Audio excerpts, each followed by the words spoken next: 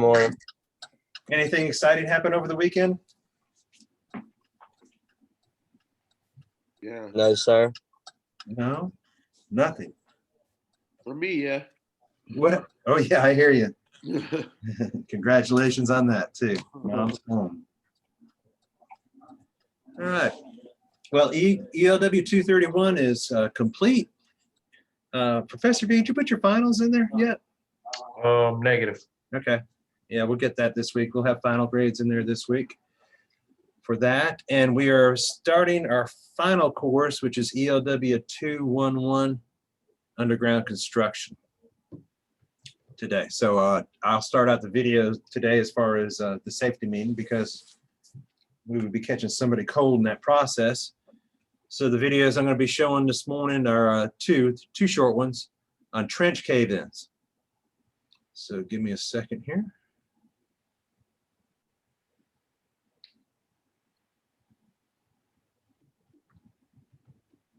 Can you guys see that? Yeah. It's coming.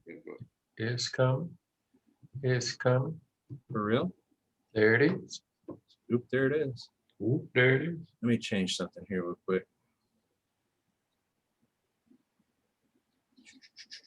Unshared, share screen, share computer sound. There you go. Okay, is it back? It's back. Okay.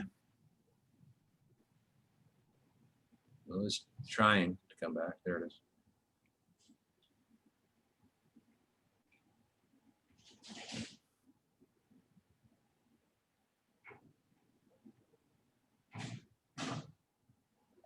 Wow. This is taking Here it comes. forever.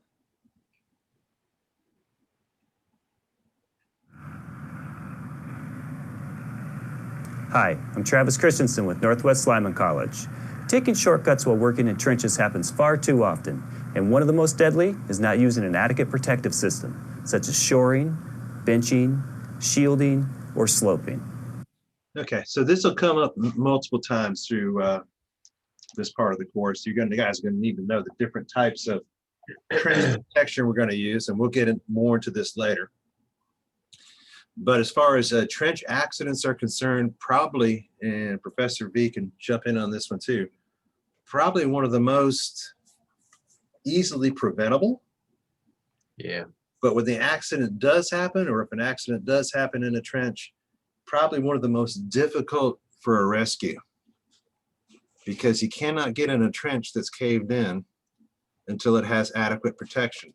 Plus, whoever is buried down there, it takes a lot of time to get them out.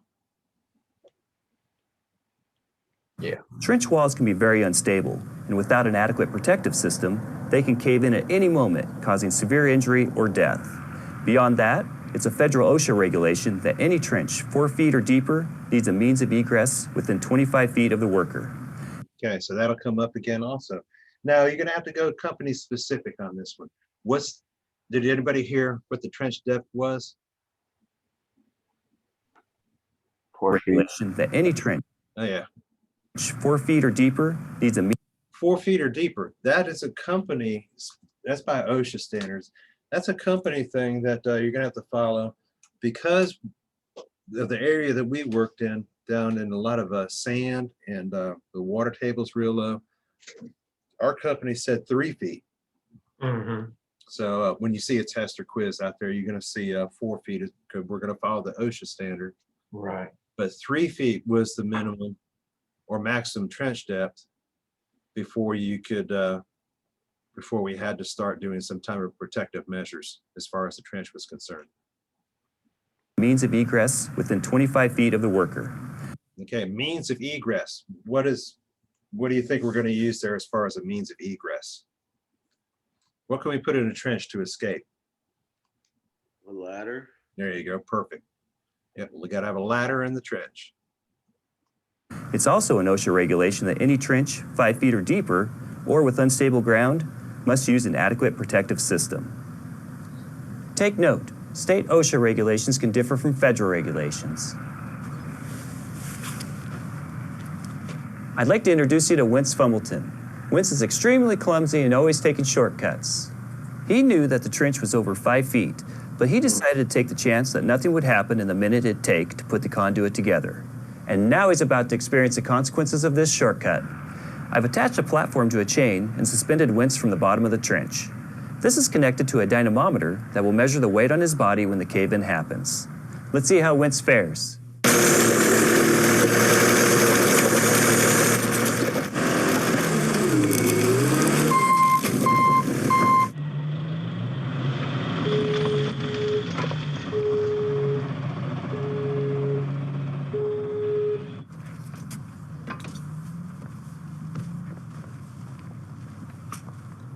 Our dynamometer reads 1,470 pounds. So you're looking at over half a ton, and really that's loose dirt that he pushed in there, and only filled the trench about half, looked like about halfway up. So there's a lot of weight in dirt. I think it's safe to say that Wentz didn't survive this cave-in. That's the equivalent of the back of the skid steer running over Wentz. Ouch. Even if the impact didn't crush him, by the time I dug him out, he would have suffocated. Make sure you always follow the safety rules and regulations at your company for the job at hand, because shortcuts never pay off. Okay, so that's a training one. I'm going to show you an actual here. This is in Oregon.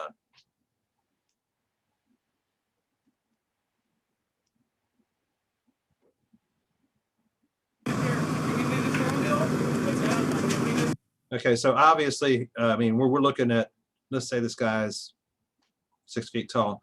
We're looking at a deep, deep, deep trench. Now he's using a trench box, but there's a problem with it for protection.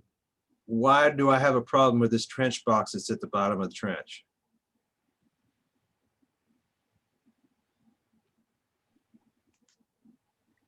Should the trench box extend above the top of the ditch?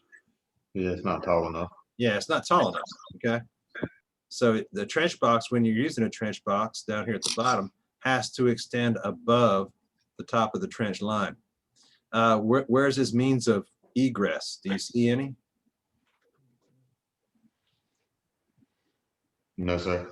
No, sure don't. Okay, he's just using rope or cable or something down here to get in and out of the trench.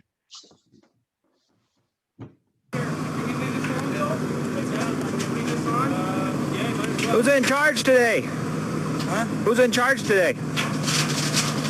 How you doing? I'm in the state of Oregon, Oregon OSHA. Looks like you got a little bit of a shoring problem going on. That's it. That's what we're installing right now. Well, he can't be down there. Okay. How are you going to get him out? Or what? Jim, just unhook that thing. Sorry.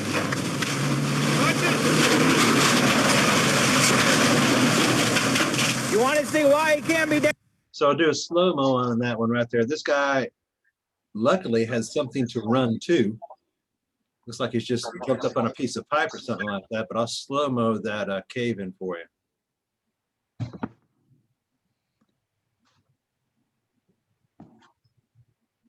Let's go half speed.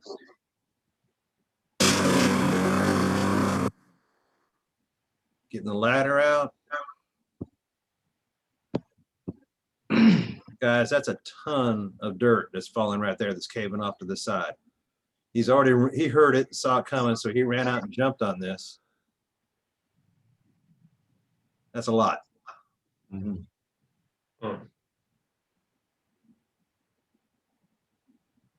So I'll pause it right there. We'll get back into regular motion.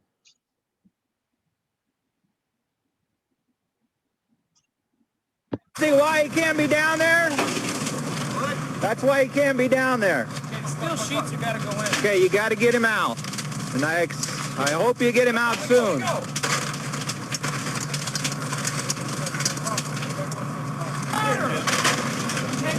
Come on. Come on.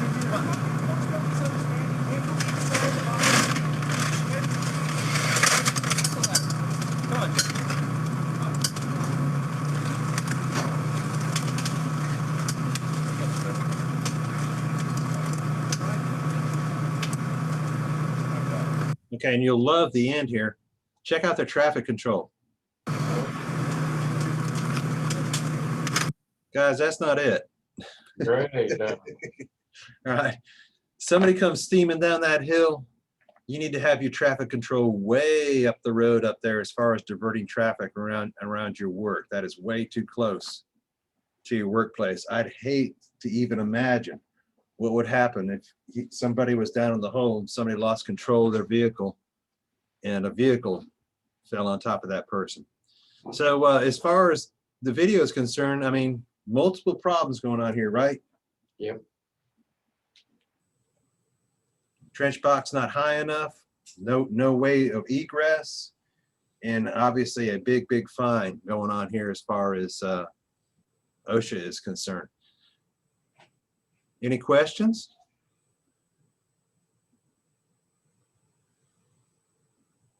How often do you think OSHA shows up to a job?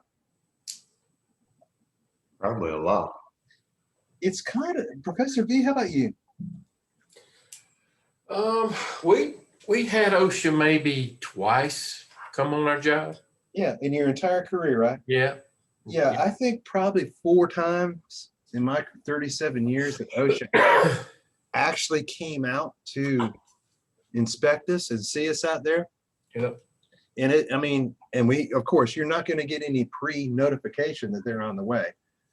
And 3 of the 4 times that they came, they were actually at a construction site where other work was going on. So it's kind of like this OSHA person was doing a catch-all. One example is they were building a hotel, the Hilton, down there in Myrtle Beach. So you had steel workers, you had guys with cranes. I mean, it was a big production going on. And we just happened to be there the same day and putting electric in that they were doing the inspections on that hotel work that was going on. And they saw us over there and said, hey, well, might as well do them, might as well go ahead and do an inspection on them, you know, while we're here. The safest thing to go with, guys, is be prepared for an inspection all the time, both from your company and OSHA. Just be safe. I mean, don't take any shortcuts out there. Now, obviously, these guys are taking a ton of shortcuts, but just don't do it. Anything you want to add to that, Professor V? Yeah, I mean, they don't go looking for your schedule. The 2 times that I can think of that they were on, that they kind of checked us a little bit, and one of them was on doing, we were working in the guy's front yard, and he came out and he was off that day, but he still kind of talked to us a little bit and went through our equipment. And the other one was he was just riding by and saw us working and down the street and came and, you know, inspected us. So, I mean, it's just not a thing they hunt for unless they get a call from a company or something, or somebody, a concerned person out in the, you know, out in the world saying, hey, you might want to go look at this crew. They're breaking all kind of safety rules and have safety hazards going on. So you need to police yourselves, make sure you're doing right things right, and then you won't fall into the situation like these guys were in that video. Yeah, perfectly. All right, gentlemen, let's. We're in the blue book. Yep. Okay. I have jumped over to page 26. Working in confined and enclosed spaces. So it's kind of hard to, especially if you haven't learned about it before, been trained in it or whatnot, the differences between an enclosed and confined space. I'm sure Blake Brown has got plenty of experience in this, working in mines. Okay. If you've been in a rescue kind of situation, you know, a rescue person, working in enclosed and confined spaces, you probably got some experience with this too. And there's a lot of, I wouldn't say, there's a lot of company specific over the top kind of stuff. When I say over the top, they go above and beyond what OSHA requires, which is a good thing. I will say this, you know, on the personal side, don't ever go against your company. If they've got just like I told you on the trench depth, what's the minimum trench depth that OSHA requires before protective? 4 feet. 4 feet, all right? If your company says 3, do what your company says. I mean, don't come back to them and say, hey, we weren't using protective devices or protective measures there because OSHA says 4 feet, even though you say 3 feet. Don't go against the grain in situations like that. All right, I'm at the bottom paragraph of page 26, working in a confined enclosed space. Depending on the jurisdiction, there you go. Company-wise, underground utility vaults, manholes, tubs, and open top spaces more than 4 feet deep, such as trenches, one interpretation, are considered to be in a confined/enclosed space. Because most electric utility confined spaces are designed for entry under normal operating conditions, OSHA regulations declare them to be an enclosed space versus a permit required confined space. We'll differentiate between the two here in just a little bit. An enclosed space still needs to be tested for oxygen deficiency, flammable gases, and vapors. It is not necessary to prepare a confined space entry permit for an enclosed space as compared to a confined space that are entered infrequently, such as tanks, vessels, silos, or hoppers. Anybody out there can kind of give me an interpretation of that paragraph because it goes multiple directions. So in your workplace, think of it. You're working underground. You're going to be working in trenches. You might go into manholes in certain places. Do you think you're going to be doing that frequently or infrequently? Obviously a trench. What do you think? Very frequently. Yeah, pretty frequently. All right, so that's considered to be an enclosed space. Now you're going to go into, and you've seen some of these circuit breakers in a substation. You're going to be going into that big old tank, right, to do some maintenance or whatnot. Frequently or infrequently? Infrequently. Infrequently, okay? That's what they're saying. So question? I was just answering your question. Go ahead. No, I said infrequently. Okay, infrequently. Okay. All right. So that's the how they differentiate between the two. Okay. Let's pop back up here. An enclosed space. So we're just talking trenches and places that we go into frequently. Still needs to be tested for oxygen deficiency, flammable gases, and vapors. Now this is it kind of gets sketchy in different situations here. And different companies have different policy. The OSHA rules go more in depth on this. Do you think that every single trench that we entered, or vault, or manhole that we entered, that we tested for oxygen deficiency, flammable gases, and vapors? Not everyone. Not everyone. There are some exceptions. I wouldn't say exceptions to the rules. There are details to the rule, especially when you get down to a 3-foot or a 4-foot trench. It's whenever your head breaks the plane of that trench. So as soon as my head goes down into the trench and I've broken the plane, and now I've got my head in the enclosed space, I might have oxygen deficiency, I might have gases, I might have all those kind of situations in there that would render me unconscious. If my head stays above the plane of the trench, then I'm okay. Blake, I'm going to pool on your little bit of experience down there. How often, especially in the mining business, I would suppose it would be constant, did you have to test for oxygen deficiency, flammable gases, and vapors? There were actually checks made prior to every shift throughout the entire mine, but at the same time, we wore the atmospheric monitors that constantly monitored you the entire time you were there. Every foreman had to have one, and anyone that would be in a situation where they'd be by themselves had to have one.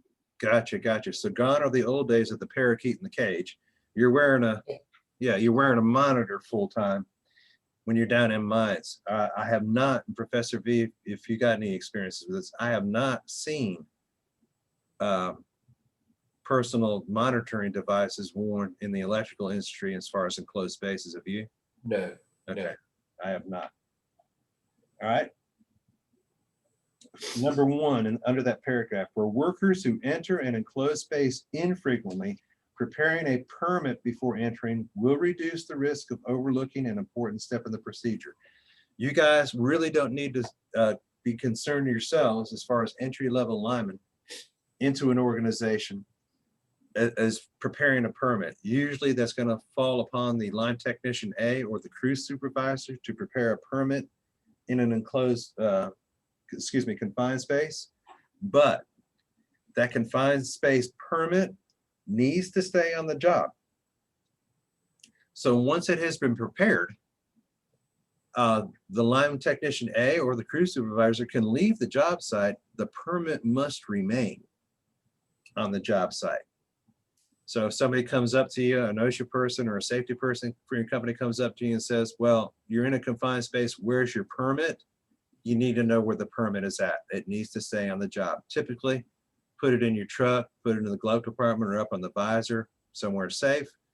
And then when they come out and do an inspection on your job, you can just provide them with the permit. Okay.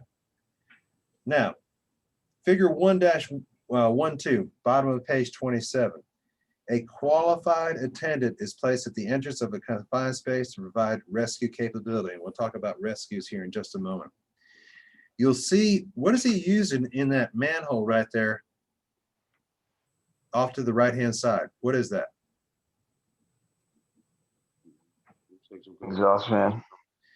It's forced ventilation. They don't do exhaust. You do forced ventilation into the manhole. And we'll discuss more about that here in just a moment.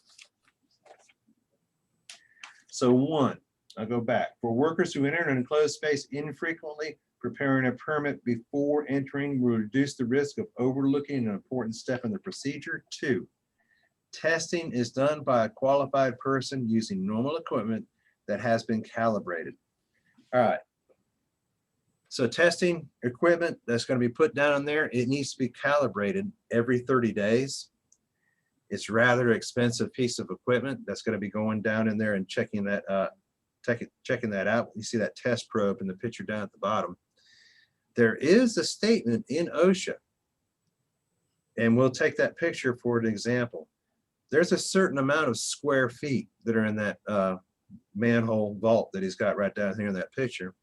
If you ventilate for a specified amount of time in that hole, what they call cubic feet per minute prior to entering it, and continue forced ventilation during the course of your work, you do not need to do testing. So that's going to be a future test question right there. Right? If you're not using forced ventilation, okay? Can you say that again? Yeah, I can say it again. If you're using the specified amount of forced ventilation prior to entering a manhole or vault and continuous forced ventilation through the course of your work, testing is not required. Professor V, any experience in that? Thank you. No, sir. Okay. All right. And really what this came down to is we started installing vaults and manholes at C&T Cooper. They got really, really popular. And of course, we went the route that OSHA said. We bought all the test equipment, a good chunk of money, $40,000, $50,000 worth of test equipment, then turned right back around, didn't use it that much. I mean, it wasn't all that often that we used it. And every 30 days, it needed to be recalibrated at $1,000 a piece. So we were thinking to ourselves, man, this is really expensive. Is there any alternate method that we can use? And it's just what I just told you. Ventilation prior, and then continuous ventilation while you're doing your work. Does that go against the grain, Blake, as far as mining is concerned? No, well, I mean, let's say we have to constantly monitor for gas, regardless of what your situation is. You still have to record your findings prior to every shift. But as far as the ventilation, I mean, of course, it's a lot smaller than working in the mines, but it's the same thing. You have a blowing fan or an exhausting fan. In our fans, you're talking about cubic feet per minute. We also had anemometers, which is what you measure cubic feet per minute Okay. of air with. It's like a little fan that has dials in it. Right, right. You get the area of where you're working, measure you with the fan, take your numbers from your dials. There's a math formula for it to give you the amount of air that you have. So, but yeah, like I say, regardless in mining, state and federal law both require that you do checks for oxygen deficiencies and flammable gases every 8 hours, and they got to be recorded in a book every 8 hours. Okay. Is there any like former or current rescue people? Yes, that's also, can't remember if it's state or federal or maybe both, but every coal mine has to have a certain number of rescue people per number of people who work there. Like we had 2 mine rescue teams through the company at the last mine where I worked. Right. Okay. Sounds good. All right. So you see how I'm going to say there's a lot of detail going in here if you enter a confined space and enclosed space. And, you got to watch yourself, because what they're saying in here, when OSHA drives up or your safety person drives up for the company, a trench is included. Now, getting into trenches, as far as putting conduit together, is going to get kind of regular. And how we're, not, I don't want to say circumventing, how we're meeting the standard there or meeting the requirements is we're not in a trench that's over 6 feet deep, right? In most situations right there. So there's a simple solution out there. How deep do you think underground utilities go? As far as it needs to go to make the work happen. Okay, so I can go ahead and I can bury underground primary at 400 feet deep. No, you go by the specs. Okay, that's what I'm asking. What's the specs? It's real easy. The blueprints. Any guesses by anybody out there? I want to hear some feedback. 4 to 6 feet. Blueprints. 4 to 6 feet. We're in the general area right there. Here's a simple way of thinking of it. All right, 120 volts. Now we're going to go by voltage. 120 volts. Take the 0 off. What's the minimum depth it needs to be at? 12 inches. 240 volts. What's the minimum depth it needs to be at? 4 inches. 24 inches. Okay. And then after 240 volts, you're going to start getting up into your primary voltage. It's a number that's kind of weird. It's 33.5 inches. But to keep my mind right and everybody else, is 12, 24, then 36. So those are minimum trench depths, minimum conductor depths that you can use as far as your work is concerned. And they're easy numbers to remember. 120, 12, 240, 24, everything beyond that, 36. 12, 24, 36, and they add up together. So those are the minimums. And we'll talk more trench depths later on. So if I only have to go down 36 inches for primary conductor, and that's the biggest voltage that I'm using right there, is my head normally going to be out of the ground most of the time when I need to get in the trench? Oh, yeah. Yeah, well, almost half my body. Unless you're a midget. Tariq, you're what, 6'7"? 6'2". All right.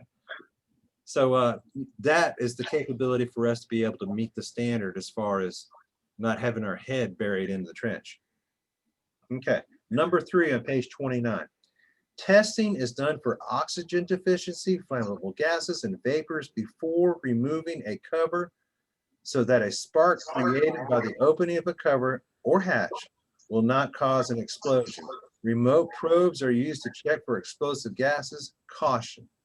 Flammable gases or vapors may not show up on a test until oxygen is introduced into the space. 4, after opening, test again for oxygen deficiency, flammable gases and vapors, as well as for common hazards and chemicals. I can guarantee you guys, as far as our location is concerned, and I'm sure you guys are going to be spreading out of the planet right there, every manhole vault that we opened up, and if we were to walk out in the field and open the manholes up that are out there at the field, they're full of water. As far as conduit installs for a utility, it is not watertight. So water is going to intrude that pipe's going to flow into the manhole, and those things are pretty much full to the top, full of water. So you pump the water out, you introduce ventilation into the hole, and then continue that ventilation, and you're able to go into that manhole or vault and start your work. All right, any questions thus far? All right, it's 9:32. Let's say about 9:45. Let's take a little break. And we'll jump right back here into the book. Right. So let's see. I'm on the top of page 29. Testing is done by a qualified person using equipment that has been calibrated. Testing is done for oxygen deficiency, flammable gases, and vapors. Before removing a cover, we discuss that. After opening, test again. And how can we get away from doing anything like this? Keep forced ventilation. Right, ventilate prior and then keep forced ventilation going on through the entire process. All right, ventilate to reduce risk. The risk of contaminated atmosphere is greatly reduced through continuous ventilation in all areas of the enclosed space, so that the ventilation provides clean air at the rate of at least 200 cubic feet per minute per occupant, or in an enclosed space larger than 2,000 cubic feet, 6 air exchanges of the confined space volume per hour. I have not seen ever in my industry, this industry, a confined space that's 2,000 square feet. I mean, that's huge. That's a home. Yeah. All right, typically it's a manhole or a vault. What's the difference between a manhole or a vault? Has anybody got an idea? Guess in a vault you can like walk into. In a manhole you have to, climb down into. Well, they both have, you're tracking, they both have typically the same egress, ingress, egress, that's in and out of the same situation. But a vault is more like a square room that you're able to stand up in, walk around with, and a piece of equipment sits in it. A manhole is typically smaller, all right, round, and you might get 2 people in it. A vault is much larger, all right, and sometimes rectangular. We'll see some pictures of those a little bit later. Typically use a blower with the capacity of 1,000 CFM or greater. The blower should be located to ensure that engine exhaust gases are not blown into the confined space. All right, most of your line trucks and bucket trucks out there in the world are going to have an inverter on them. All right, you can run the truck at a sufficient distance away, use an extension cord, and then you use your blower or ventilator, or you can use a generator, just a separate Honda generator or something like that. Put it a distance away from the manhole when you're using it. I have not seen in many years, there are only electric ventilators used for this type of situation. Do not use a motor type ventilator. Why is that? Gas motor, fumes? yeah, gas motor, okay? You don't want those gases getting into the ground or getting into the enclosed space that you're working in, so you're gonna use electric. If your space is much larger than you expect, use 2. Okay, you can use more than 1 at one time. I'm on page 30. Historically, about 60% of the fatalities involving confined spaces occur when the attendants perform a rescue. Wow, that's a lot. And I know of a situation that happened many years ago. What? That's UV. That's me. Yeah.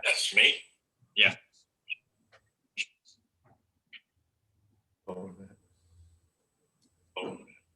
Okay.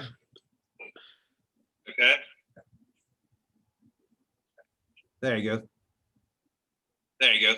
No, that's Tariq. What about it? You got an echo going on there. There you go. Got it. You can go back on, V. All right. So most of the fatalities that happened during an enclosed or confined space, we had a substation breaker, which was just this huge, about 20-foot tall tank that they were working on. A guy goes in and the porthole, the entranceway was at the bottom. Well, they pumped all the oil out. The guy proceeds to crawl in, gets inside like that, maybe lasts about 5 minutes, passes out. Well, what does the second guy do? What do you think? Goes in after him. Climbs in to go get it. Goes in after him. And what happens to him? He passes out. Same thing. Passes out. The third guy on the job site calls 911. There you go, bingo. All right. And he proceeds to get a ventilator and blows a ventilator in the hole. Now he doesn't inside the tank. Now he doesn't let it sit for long.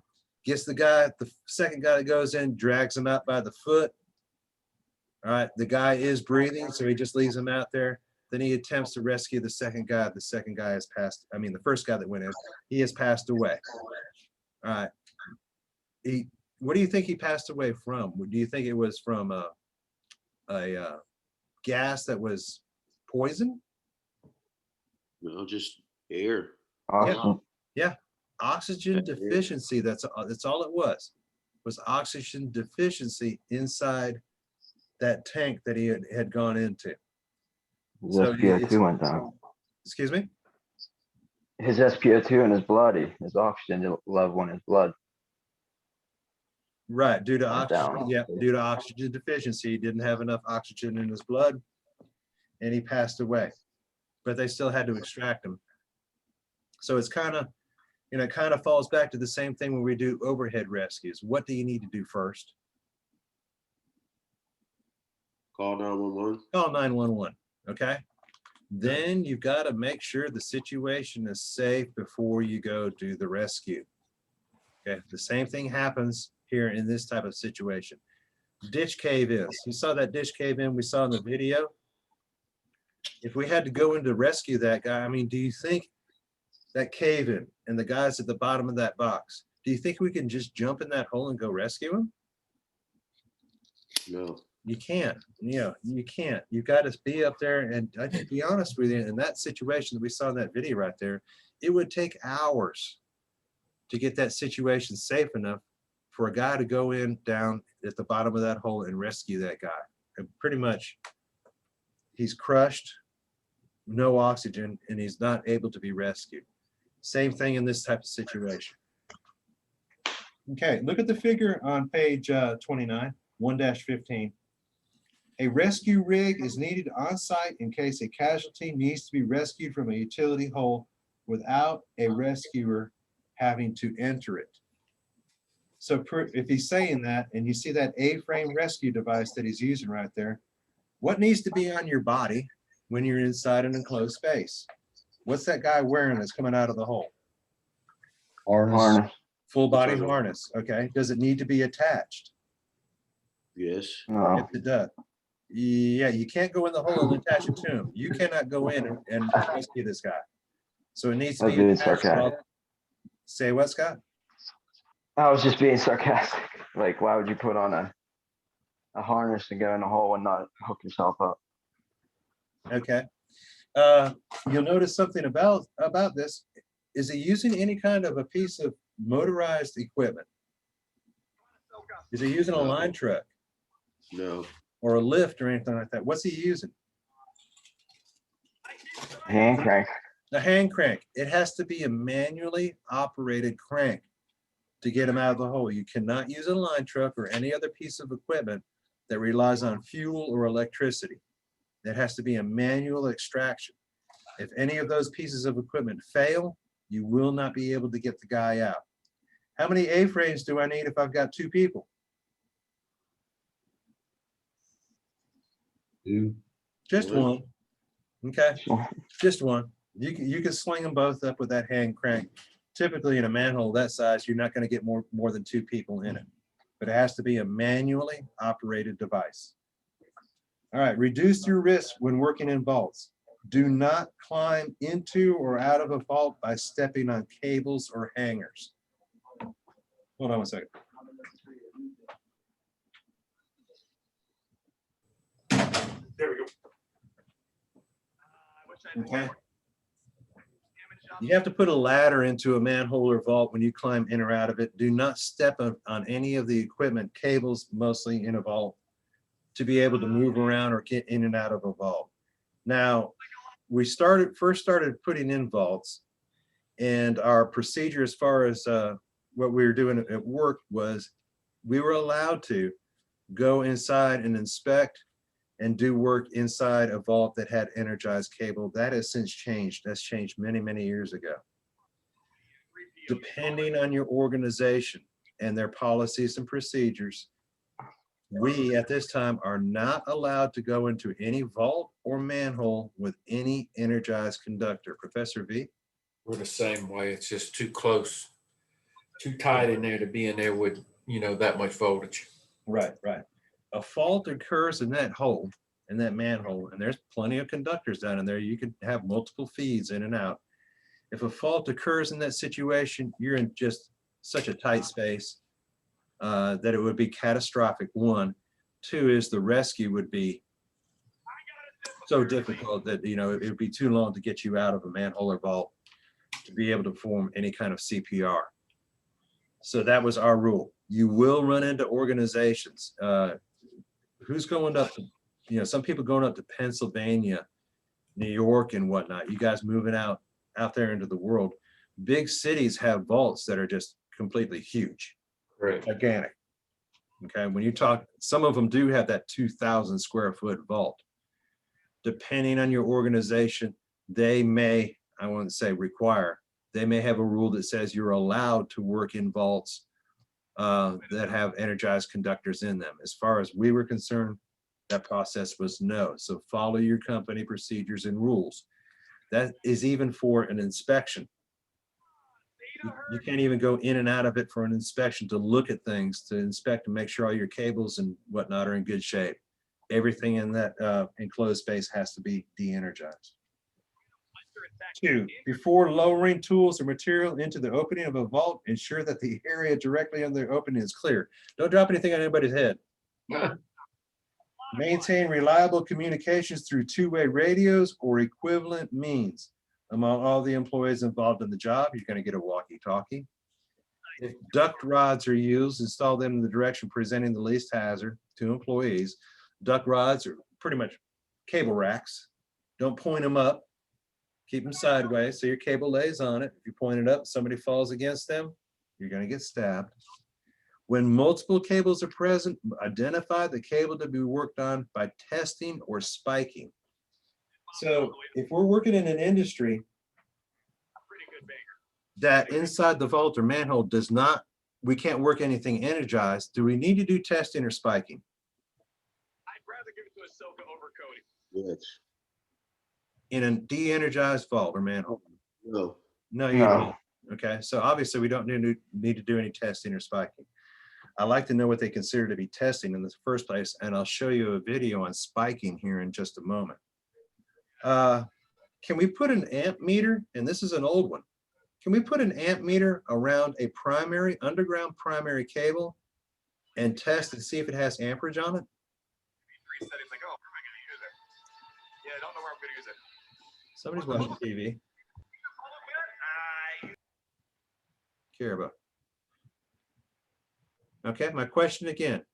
Can we take an amp meter, put it around an underground primary cable, and be able to get an amp reading off of it? Now remember, underground primary cable has the center core conductor, 7,200 volts, insulation, and the neutral. So I'm going to go with no. Yeah, you are correct. Okay, you cannot get a true reading around primary cable with an amp meter. So that's not a test process to see if there's any voltage or amperage on that primary cable. A lot of people assume that sometimes. So I'm going to share a video right here about spiking.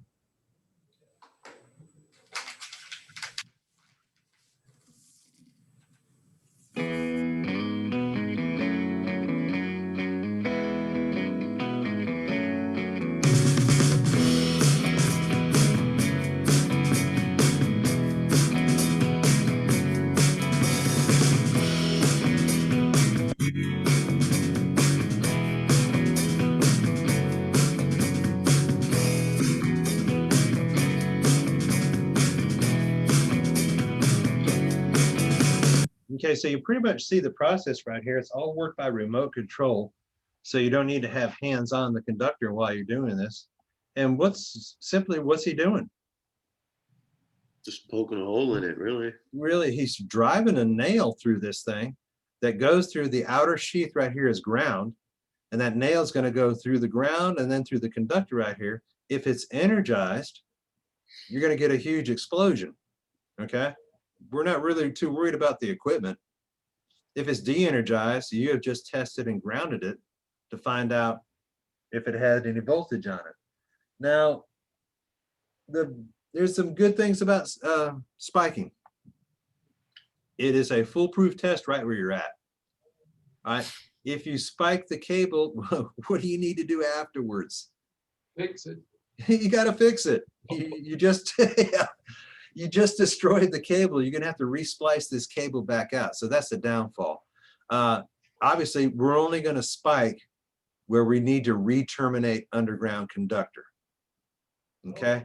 The other one, and Professor V, if you could look this up for me. Go ahead. Those fiberglass ratchet cutters. You know what I'm talking about? Right, right.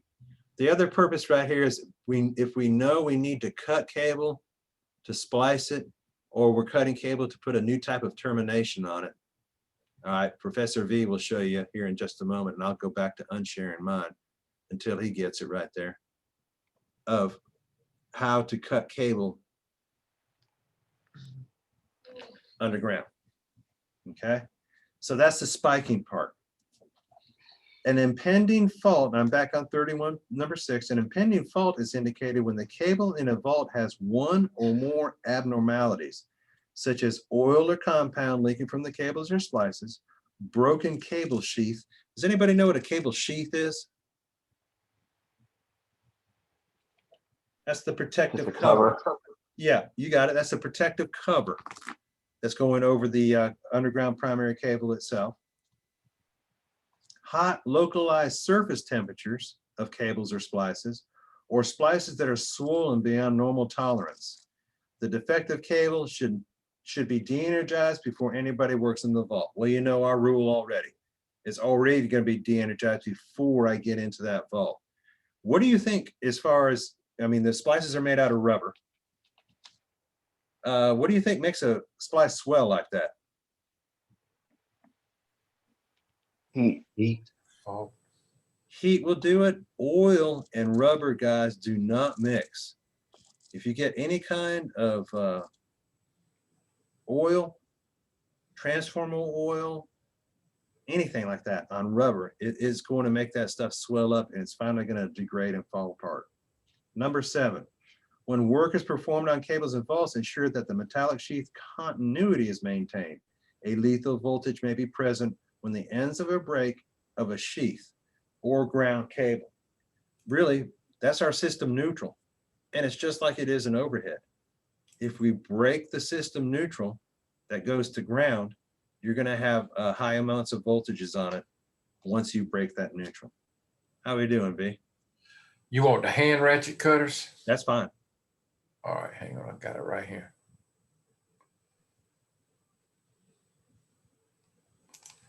Okay. It didn't go. All right, save again. Here we go. Okay. All right, I'm gonna share my screen.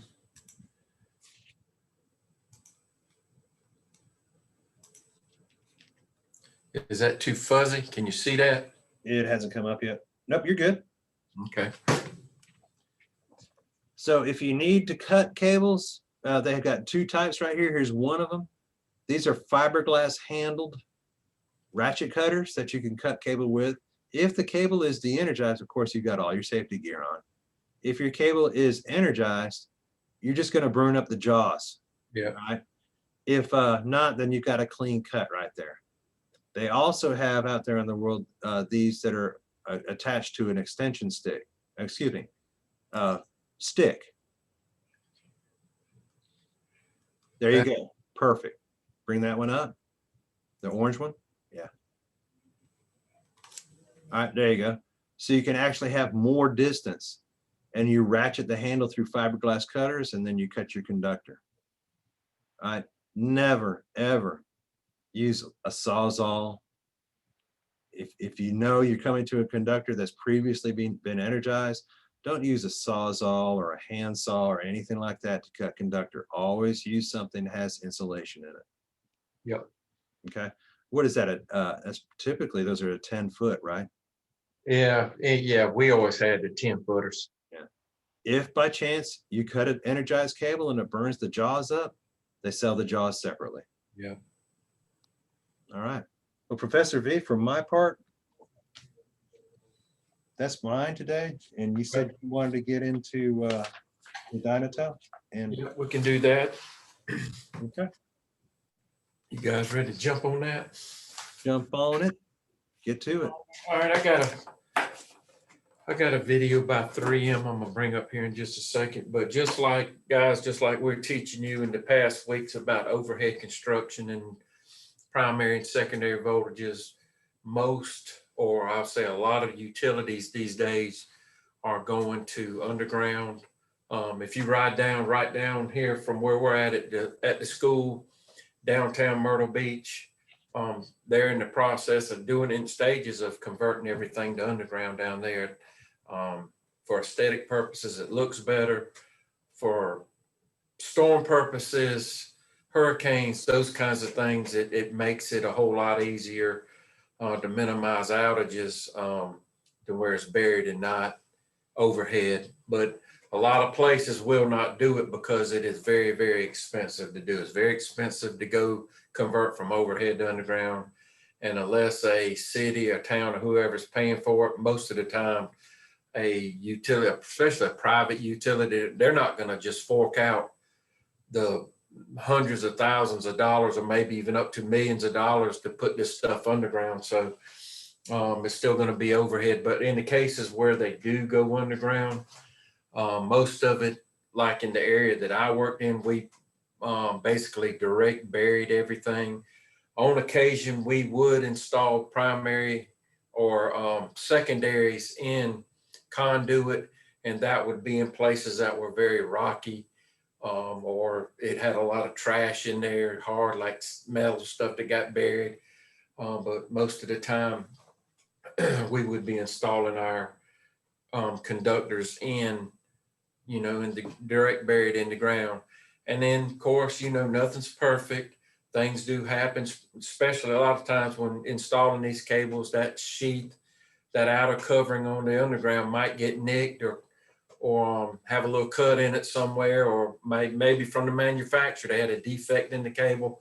It would start to go bad over time, just like Professor Shoemaker said about the cable swelling up. And if it ever got bad inside, I mean, I see it swell up like 3 times the size of the whole cable itself, and then it would just turn into a white powder. And then that would give the customer, bad voltage or a leg out or something. And that's where you come into play. You'd have to go get a Dynatel locator, underground locator, fault locator, and find that fault. And that'll bring me into the video here. Give me a second, guys, to bring this up. We're going to look at the,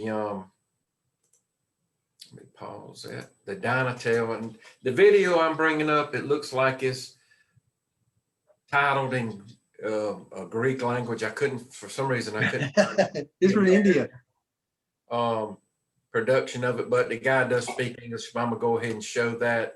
We're going to walk through the steps of fault locating some cable, and I believe it is with, I can't read this writing on here, this language, but can you guys see my screen? It's Vietnamese. Can anybody read that? Yeah. No. But this is a 3M Dynatel. I've got one right here in my office. Used it a right good bit for locating faults. Very good piece of equipment. And I believe tomorrow we'll meet out on the field and we'll actually take the locator right there. We'll let you guys put your hands on it and locate and dig up some faults. So we'll look forward to that tomorrow. So I'm gonna go ahead and start this video. We'll be stopping it periodically to talk about certain things. And guys, pay close attention to the video. because you will see some of this again on an upcoming test. So it's 10. So I might, do we need to take a break now before I start the video, or? Let's do your video, then we'll take a break and go to the next one. All right, here we go.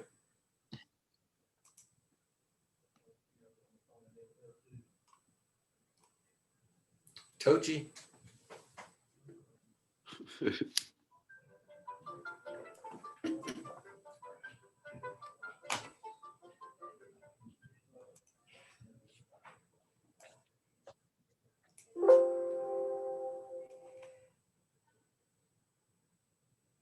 This is the Dynatel 2273 Advanced Cable and Fault Locator.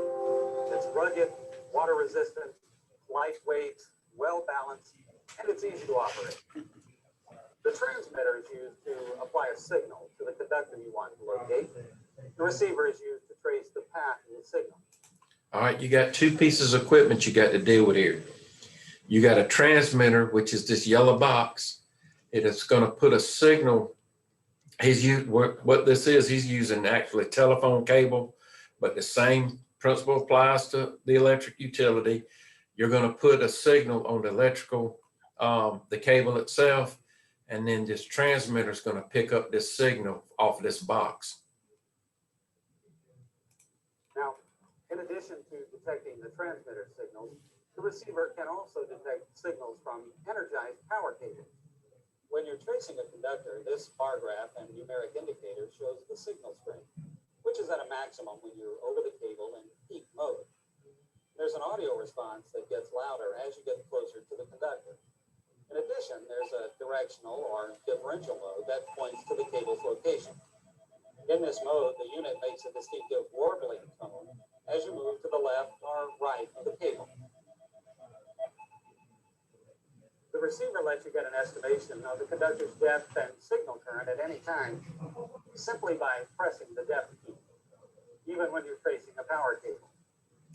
All right, this is a very nice piece of equipment here, guys. It not only will tell you the direction of the cable, let you follow along the path that it's buried. It'll also, show you where the fault's at, as well as tell you how deep the cable is in the ground. A lot of times you have to be very careful with locating with this, especially if you're locating off of the neutral itself in a transformer or meter base. You want to make sure you disconnect any, like especially telephone or cable vision that might be buried in the ground, and because they all bond back to the transformer through the ground system, and it may pick up the telephone or cable vision wire as well, but it'll give you different signal strength, and this guy will show a little bit more about it. And if you have a Dynatel 2205 or 2206, Can you guys hear that okay? marker locating accessory attached. It's a little bit low. All right, how do I need to change that? Do this. Stop your share. All right, reshare it again. And on the lower left of the share window right there, it says share computer sound. Okay, hang tight.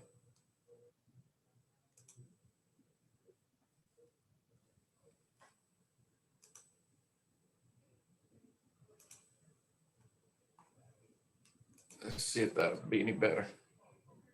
Seeing the conductor path. Is that any better? Or if you're using an active duct, A little bit. locate the path of or find an obstruction in a non-metallic conduit, you can use the receiver to locate the probe and to determine its depth. The Check switch your is volume in YouTube. turn the unit off and on and to check the batteries, to select the trace mode, to select the appropriate frequency, Where's that at? to select Lower the left. The pause button is. to adjust the speaker volume, See a little speaker there, lower left. record a fault level reference, Right. measure the Yeah. conductor There you go. or the current through the conductor. Perfect. On the bottom of the receiver are two jacks. The smaller jack is for headphones. The larger jack is for accessories, such as the earth contact frame for finding sheath faults, the Dyna Coupler for cable identification, and the tone probe for pair identification. A standard toning coil for aerial fault locating can also be used. The transmitter has storage space for cables, ground rod, and some accessories inside the case and in the external pouch. The switches are used to turn the unit off and to check the batteries, to turn the unit on in the ohms mode to check loop resistance and foreign voltage, and to put it in the fault or tone mode, to turn the unit on in the trace mode, to select one of 4 possible tracing frequencies, or to select all 4 frequencies simultaneously, and to select normal or high power level. There's also a display and an output jack. When you're tracing a buried conductor, the transmitter sends a current through the conductor. The current causes an electromagnetic field or signal around the conductor. The receiver detects the field, allowing you to trace the path on the surface. Now, can you pause it right there? Methods of applying transmitter signal to. All right, so the process that he was showing you right there, when you put the transmitter on the ground, and you know you've got to have a suspected path going on right there. You suspect the wire. Out there in the world, the easiest thing to do is, guys, if you see a piece of underground equipment, and we'll see this tomorrow when we go to our field, and you look 100 feet down, you see another piece of underground power equipment, just think straight line. They're not going to go curving out in the field, and they're not going to make, you know, all these kind of turns and everything like that. That's our suspected path. A good process here also is if you've got a enclosure or a transformer that's sitting on the ground, put it right on top of it. Right? That's going to induce the signal right on top of the piece of equipment that you're putting on. The picture that you see right here, remember, and here's where people get kind of messed up on this thing. I'm putting a transmitter signal on everything that's in the ground. So if you've got power, metallic water lines, telephone, TV cable, everything that's in the dirt is going to get a transmitted signal on it. Go ahead, Professor V. Electromagnetic field or signal around the conductor. The receiver detects the field, allowing you to trace the path on the surface. There are 3 methods of applying transmitter signal to a conductor: the direct connect method, the Dyna Coupler method, and the induction method. Guys, remember those 3 methods right there. The induction method, like Professor Shoemaker has used, I don't think it's as commonly used in the industry, especially our industry, you know, as the other 2, the direct connect method and the Dyna Coupler. Dyna Coupler is a good method to use. You can just walk up to a meter base if you just want to locate a service and clip it around the conduit coming into the meter base from the transformer or pedestal where it's coming from. I think the best one out there is the direct connect method. It puts direct signal onto the cable itself. So which one do you? Well, it's kind of, you're right. Direct connect is the best method that you're going to be able to use out there. But remember, guys, we're in the industry to be able to do that direct connect. Right. So we can de-energize the conductor, we can directly connect to it, and then we can find out its path or where the fault location, everything like that is. Locators, and there are locating services, cannot do that. They're not allowed to go into our equipment and disconnect and do a direct connect. Their most popular method is the induction method. Mm-hmm. So a person on a locating surface is going to use induction. As far as, like Professor V said, as far as our industry is concerned, direct connect. Yeah. Now I have seen a lot of these contract companies that do go out there and locate, especially when they were with Duke. When you install the underground pad mount transformers, there's like hanger supports. You screw a big bolt into the side of the transformer, and you can see this tomorrow out on the field. And they'd actually screw a bolt into that, put their, they would connect to that, direct connect to that bolt, but it would actually locate everything because telephone and all still grounded to the transformer. It's a good way for them to put a signal on it, but it's kind of like the induction method. It picks up everything. This pedestal is a good example of where you can use the direct connect method because you have access to the shield of the buried cable. First,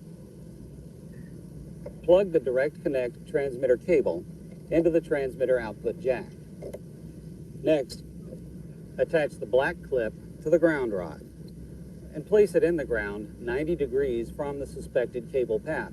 Now, this is the suspected cable path, so the ground rod goes over here. You pause that.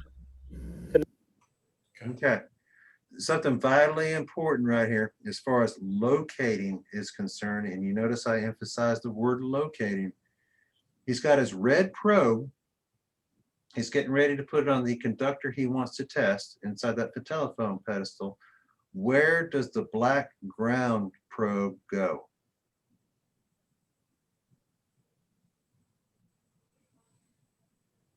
Did anybody hear what he said?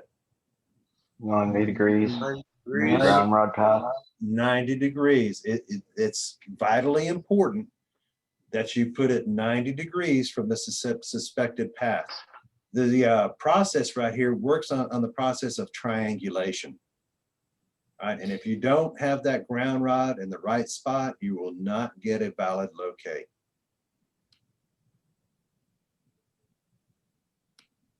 Okay. Yeah. Go ahead.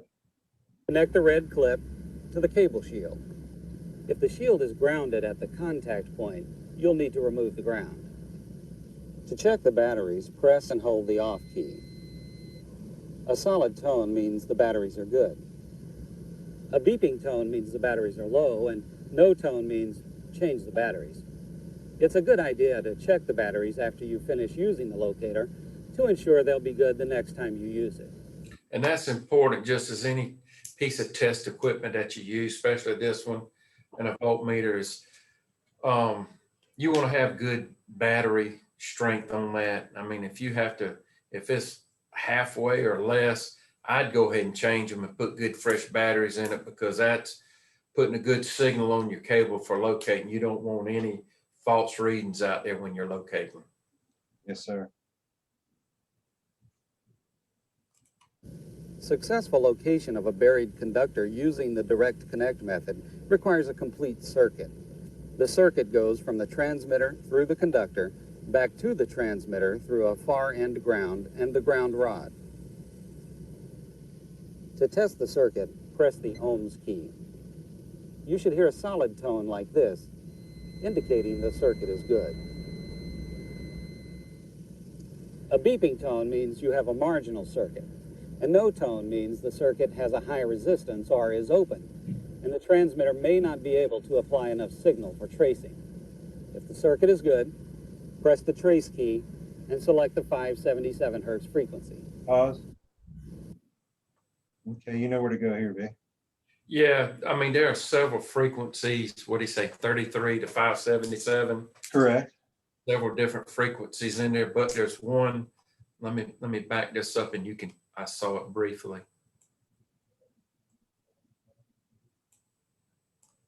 You can see it just past this thumb right there.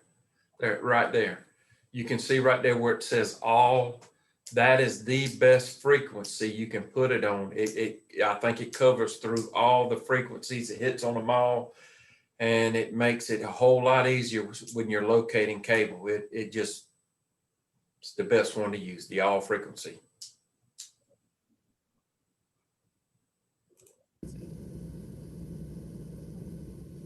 You should use this frequency with the direct connect method when the far end is bonded. If it's not bonded, use 33 kilohertz or 200 kilohertz. For longer tracing distances or deep cables, you can apply a higher output by pressing the output level key. When using the direct connect method, the transmitter output current number is displayed. A display of the word low or a number less than 50 indicates a weak tracing signal. A number higher than 70 represents a strong tracing signal.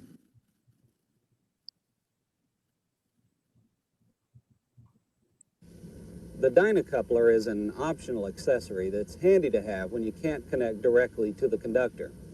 You can use it on metallic pipes, secondary power cables at the meter, or primary power cables at the transformer. But be sure to use your company's safety procedures. The Dyna Coupler connects to the output jack with its own cable, and it's then clamped around the conductor you want to trace. Press the trace key and select the 200 kilohertz frequency. What are we going to use? What was the one before, guys? Anybody? All, yeah. Every case that you go out here, as far as locating is concerned, just use the all frequency. It's all encompassing. You should also use high power with the Dyna Coupler, so press the output level key to select high output power. When surface access to a buried conductor is not available, you can still apply a signal to the conductor using the induction method. The transmitter signal comes from an internal antenna and couples onto the buried conductor. This is a good example of when to use the induction method. It's obvious something is buried here because the pavement has been repaired. Since there's no easy access to apply the signal, I'll have to use the induction method.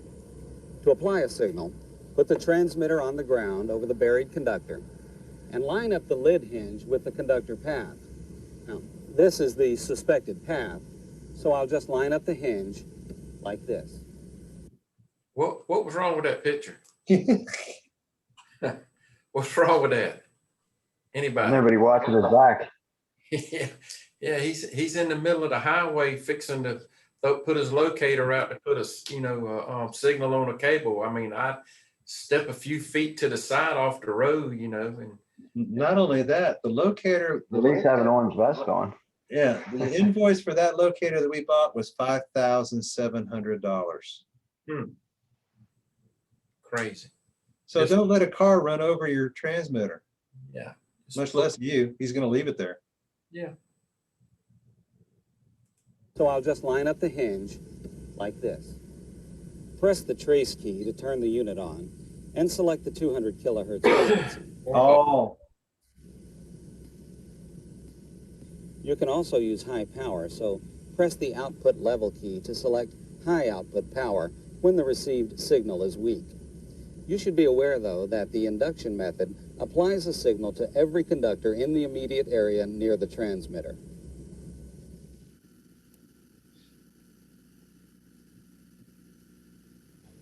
Tracing the cable path with the receiver is a simple process. Turn the unit on by pressing and holding the on-off key. Notice the battery level mark on the left side of the bar graph. Same as with the transmitter. Make sure the receiver has good batteries as well. I think it takes either 1 or 2 9-volt batteries, but you want to make sure those batteries are good. If the bar graph is to the left of this mark, you'll need to replace the batteries. First, select one of the 4 trace modes. Here, I'll use peak. Next, set the receiver's frequency to match the transmitter's output frequency. Now pause it. Yeah. It really doesn't matter. So you don't have to set frequency on this now because you got your transmitter doing what? Oh. Picking up everything. Right. There you go. Go ahead. Here we go. Uh-huh. If you're tracing a power cable without using the transmitter, select the power frequency. Hold up. Coming up. Before you begin tracing. All right. So if you're not using the transmitter and you're using the locator only, just this part, the receiver part, use the power frequency. What's the power frequency? 200. Is it 577, lower left? Hertz? 200 kilohertz. So electricity is transmitted at 200 kilohertz? Anybody? Oh, yeah. What's the electrical frequency for the United States? 60. Bam! Okay, all you have to do is hit that F button until it says 60 hertz. You don't even need the transmitter. And then you're going to be receiving the 60 hertz frequency. Yep. You ready? Yep. Frequency. Before you begin tracing, you need to set the receiver's gain or sensitivity. Find a point of maximum response over the suspected cable path. Hold the receiver at a comfortable tracing height with the receiver's handle in line with the cable path and press the gain adjust key. The receiver automatically adjusts itself for a satisfactory signal level. All right, can you pause it? This is a pet peeve of mine, and it's just me because I like to do stuff that's pretty precise. You'll notice how he's waving that wand back and forth. He's doing it in an arc, right? Left. Am I muted? Yeah. I am muted? Yeah. Oh.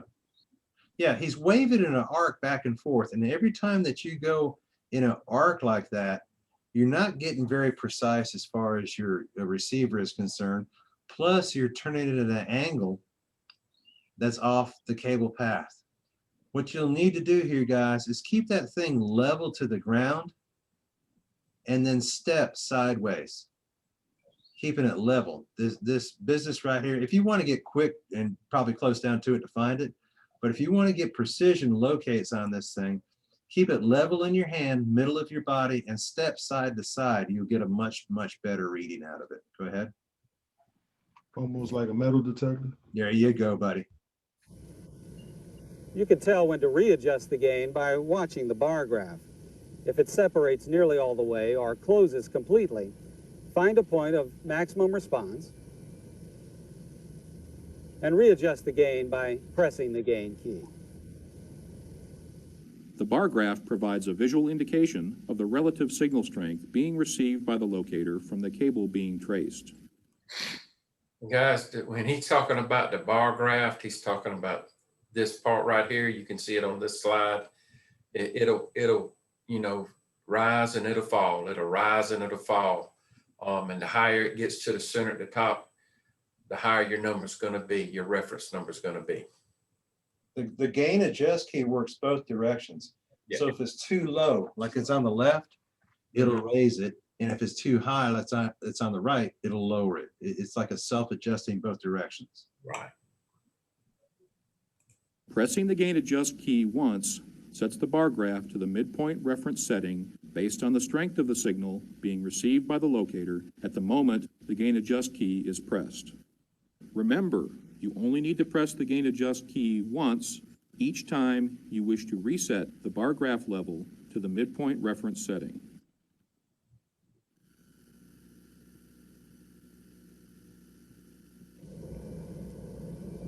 There you go. At any time while tracing, you can get an estimate of the cable's depth. Set the receiver on the ground directly. Say it again. Estimate, guys, estimate. Do not trust this thing to give you an inch to the inch measurement. Right. Above the cable, with the receiver's handle in line with the cable path. When you press the depth key, the numeric display shows the estimated depth and the relative signal current in the cable. The circled eye is also displayed. The current mode is useful for verifying that you're tracing the correct cable. Here, the transmitter signal was applied to the deeper cable. The other cable is carrying a weaker signal because of common grounding. This looks like two trace paths, so which is the correct one? Since the cable with the highest current is most likely the target cable, you have to check each response in the current mode.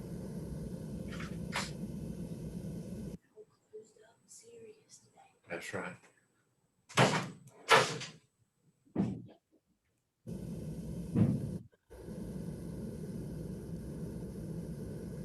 As you can see, the deeper cable has the highest current and is the target cable.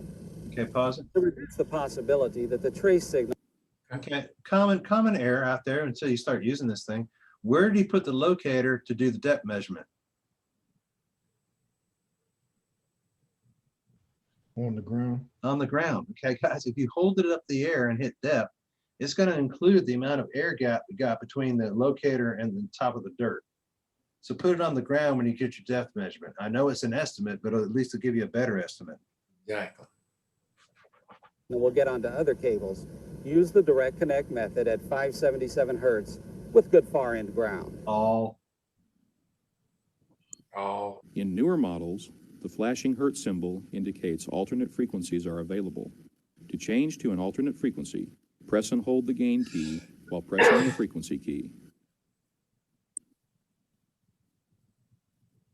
When a non-metallic pipe becomes obstructed, a 3M active duct probe is a convenient device that's used to locate the problem. The probe emits a signal that the receiver can detect, allowing you to locate it. We never used anything like that, any kind of device to put in conduit itself. Did you all use anything like that, Professor? No, what we did there, if we suspected we had busted pipe or the pipe was broken underground, Yeah. we'd shove a piece of wire in it till it stopped. Right. Then we'd locate the wire just like you normally would. Exactly. Right. To locate an active duct probe, turn the receiver on, select the ADP frequency, which in this case is 33 kilohertz, then select the peak trace mode. You have to hold the receiver so that its handle is perpendicular to the duct path. So I'll hold it like this since the path is in this direction. If the bar graph stays fully closed or fully open as you're tracing the path, press the gain key. To make sure you're directly over the probe, turn the receiver until you get the strongest signal. And then move it across the path until you get the strongest signal again. To measure the probe's depth, set the receiver antenna on the ground directly over the probe and press the depth key twice for ADP depth.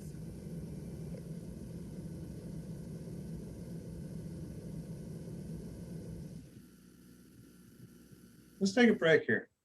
Okay. To locate a bearing. Okay, guys, let's take, what is it?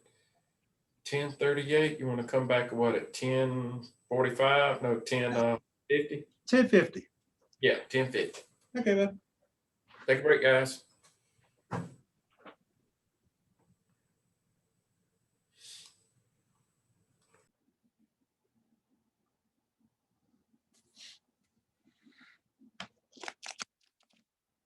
You're muted. Unmute. There you go. All right, guys, we're back. Let me share my screen and we'll finish up with the Dyna. Share. Click, click. There. You got me? Gotcha. All right, continuing on. Buried fault. Use the direct connect method to apply the fault locate signal to the cable sheath. At the fault, most of the current stops traveling through the cable and travels through the earth. This causes a voltage gradient around the fault that can be detected at the surface.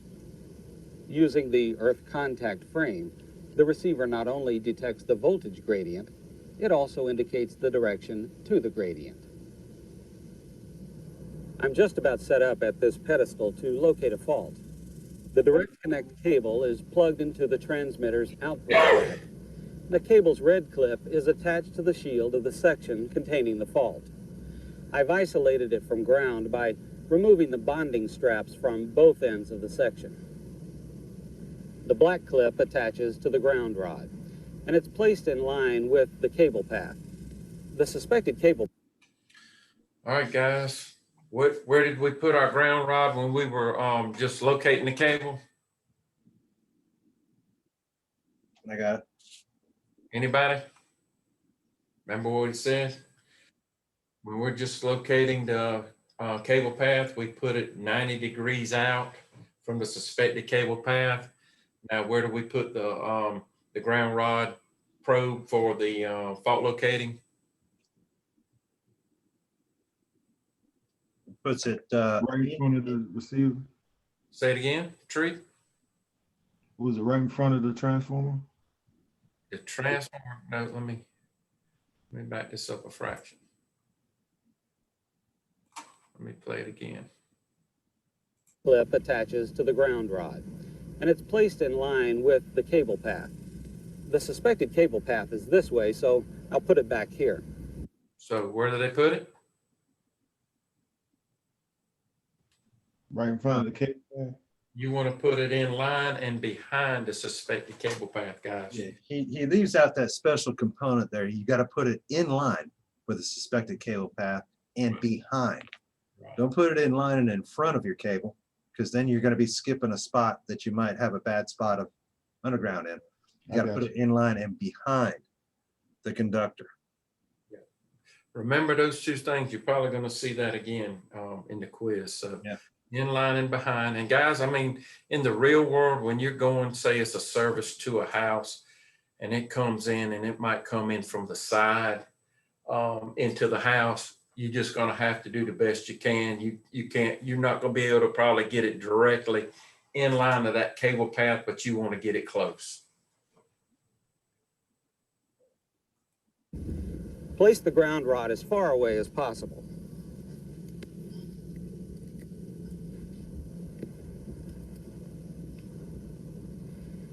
To verify the fault resistance and to check for foreign voltage, turn the transmitter on by pressing the ohms key. If foreign voltage is on the line, the display will alternate to show voltage and resistance. In this case, there is no foreign voltage, so it only displays resistance. If the resistance is more than 1 megohm, there is no significant fault on the section. Between 1 megohm and 50,000 ohms indicates a high resistance fault. It may not be causing problems yet, but most likely it will get worse with time. Less than 50,000 ohms indicates a heavy fault between the shield and earth. Now, set the transmitter to fault mode and connect the earth contact frame to the receiver using the earth frame cable. All right, what's the other piece of equipment we've just added in to locate a fault? What did he just say? Earth frame cable. The earth frame probe. It's shaped like a horseshoe, so we've always called it a horseshoe, but it's the earth frame probe. Yeah, we call it an A-frame because it looks like an A. Right.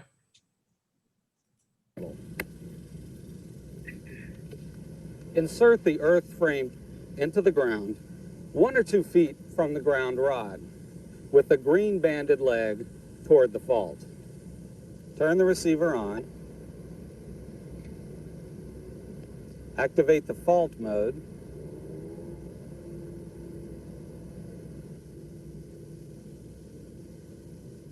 Press the reference key to set the earth frame reference value.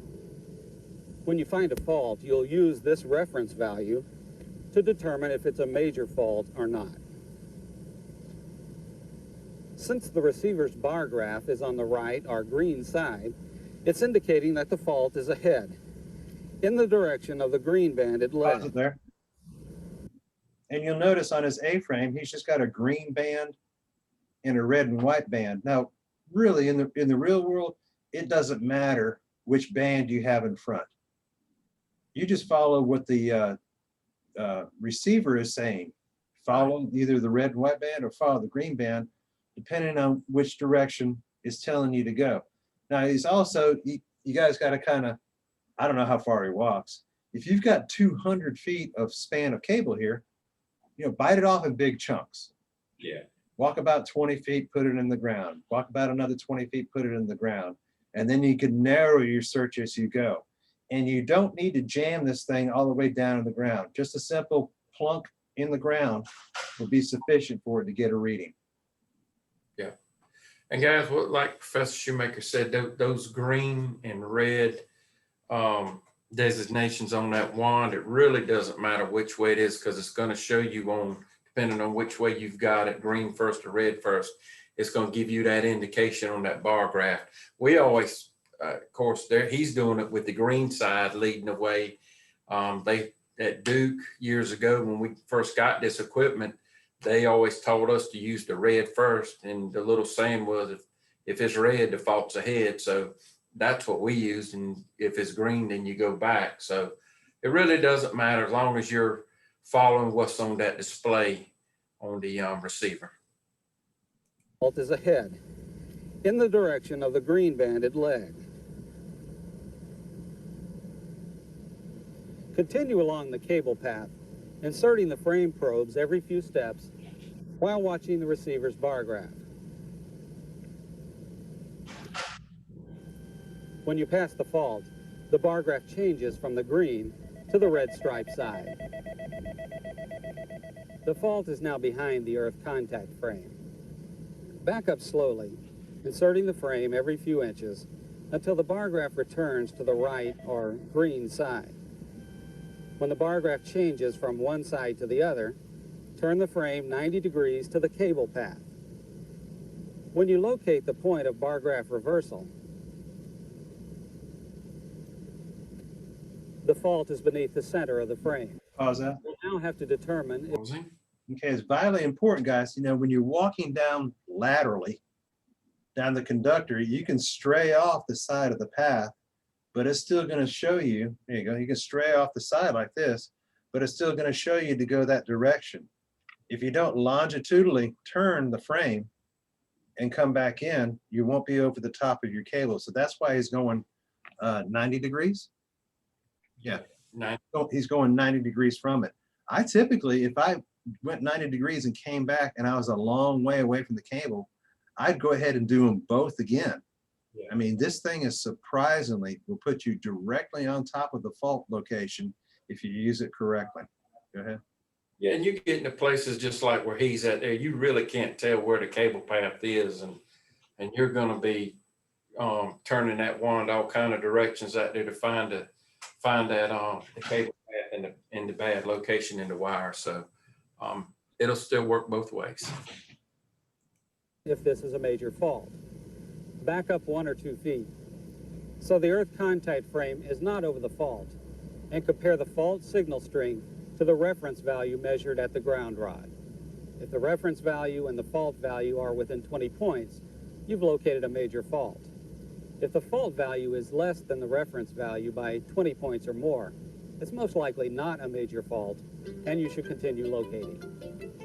This completes the presentation on the Dyna. One more thing I want to add to that, right where he was at, when he got up over the his fault, what 3M really does, they train you to do when you get over. Remember when he got to the top of that cable path and it showed the arrow over the center of the where the fault was at? That's when you want to turn your probe and stick either the red end or the ground end, wherever the center part of that horseshoe was at or that probe was at, and just rotate it 360 degrees. And if it's still on that fault, it's going to be whatever color's in the ground at that probe right there. And if it's not, then it's going to give you, if you've got the red end in the ground and it's pointing the green side is pointing away, then you want to move it toward the green until it gets red till you pinpoint to where the fault's at. It's very surprising to see how precise. I mean, this thing will put you directly over the top of a fault if you use correctly. Right. You want to try to, especially somebody's yard, you want to try to limit the amount of digging and disruption you're going to be doing. This piece of equipment does it. Yeah. And I've seen this thing used incorrectly. I've gone on jobs where they've been using this to find a fault, and they did not disconnect the grounds inside the transformer, the meter base, wherever they're hooking up the transmitter. We've dug holes, look like gophers. Oh yeah, just like gophers have been out there digging into people's yard. People don't like that. You want to minimize the damage you're going to do to the yards themselves. So just follow the instructions, eliminate those grounds and follow the signals on the transmitter. Anything you want to add to that, Professor Shoemaker? No, there's a lot of, I want to say a lot of, there's some fine details in there. And to be honest with you, you flip the lid on this thing and open it up, all the directions are in there. Yeah. But we're telling you guys, especially when you locate, where do you put the ground probe? What degrees? Yeah. 90 degrees off, okay? When you're doing, that's just for locating. When you're doing fault finding, where do you put the probe? In line and behind. In line and behind. You would not believe how many people go out there that are experienced. I'm just going to throw the ground rod over here. Okay. That will throw you off. If not, you won't be able to do what the equipment's intended to do. That's one of the most common things people do out there in the world. And then the other thing is, you know, you start messing with frequencies and getting the distance for TV cable and time velocity and all this kind of stuff. Use all. Yeah. Just use all. It'll put them all in there, and the receiver will receive all. Yeah. Now, one part we missed on the, just discussed for a moment right there. I don't have a transmitter. I've only got the receiver part. What frequency do I use? 60. 60 hertz, okay? Remember, this thing is picking up, just like you see this picture right here, it's perfect timing. This picture is showing you that the receiver is picking up a magnetic field. So in order for me to use 60 hertz, do I have to have voltage and amperage on the cable?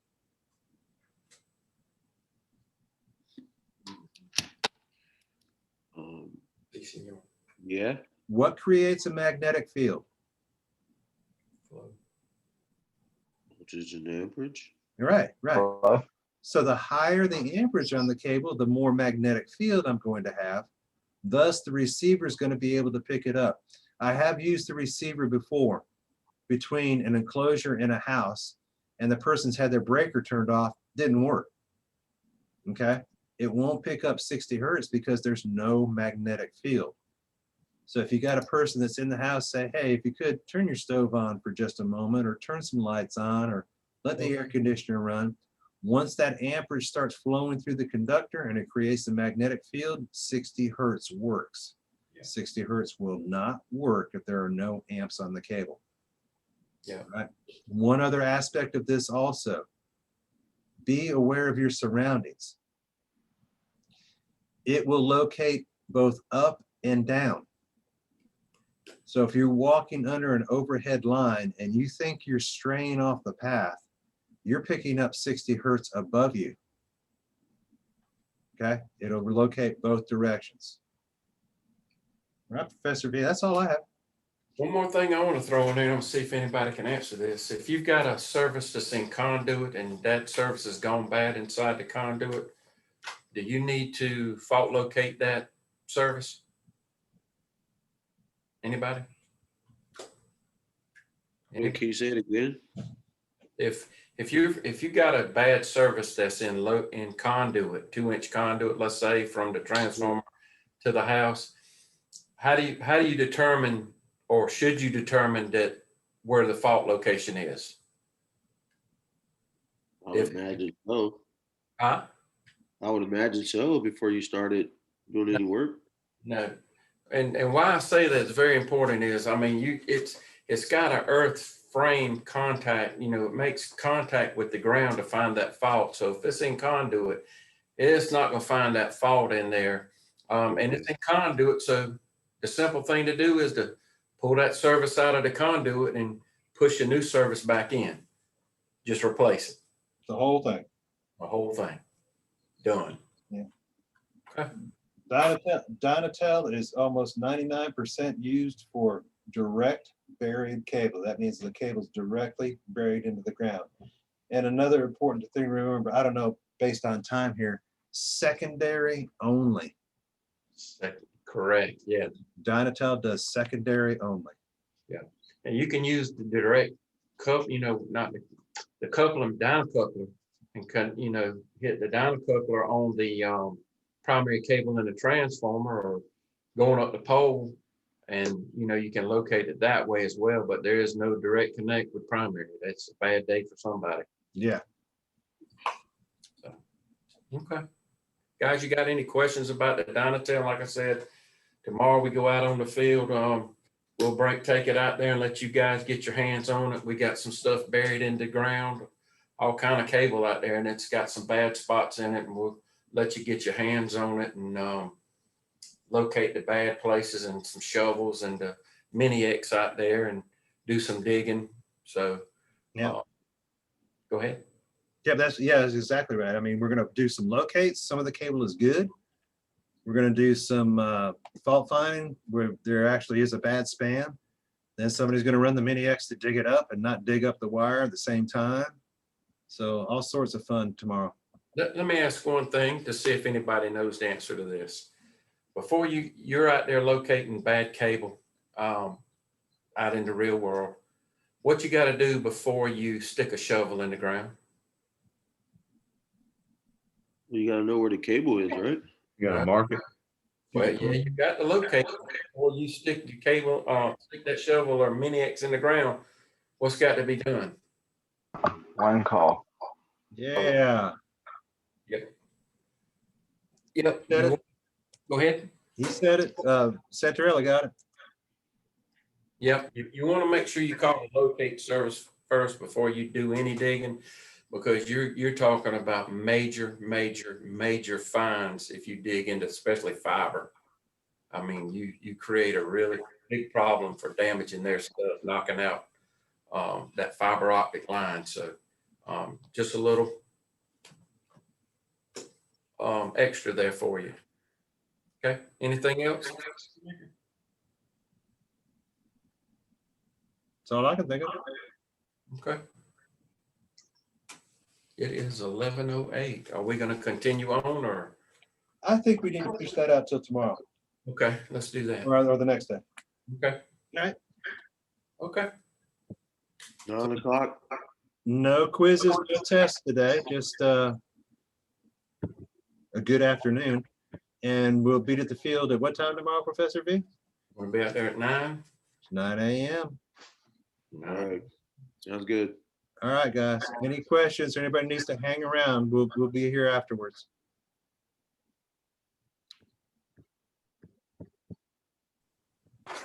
Yeah, have a good afternoon. You too, Killer. Killer. Professor Shoemaker, I got a question. Yo, yeah, go ahead.